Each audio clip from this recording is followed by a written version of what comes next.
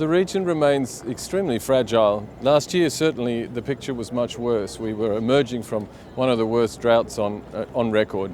This year, millions of households are trying to recover from last year's battering by nature. On top of this task, they've also been hit by man-made disasters, northern Mali, refugees from Darfur and Central African Republic. So the region as a whole is a region that's turning a corner, we hope.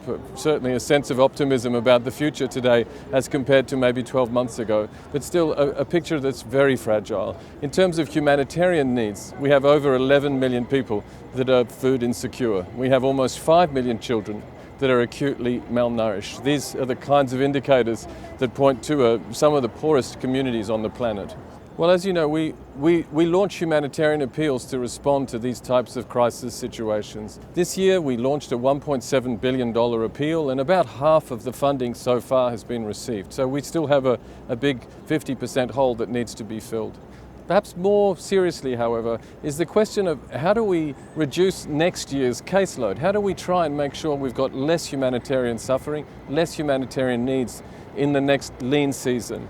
There, the problem is more complex, because while we have good responses to needs on, say, food security and nutrition, where the results are visible immediately, where you really feel you're funding life-saving activities, when you look at other sectors that we also need help on, like agriculture or water and sanitation, responses are much less generous, much less enthusiastic. The problem for us that this poses is that if we want to reduce next year's caseload, then we need these kinds of inputs as well. If we don't help with agriculture, for example, we don't reduce next year's food insecure.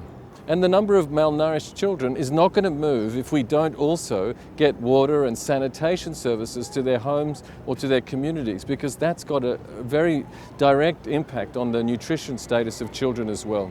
So we need more funding, as always, maybe, but we need a more balanced response.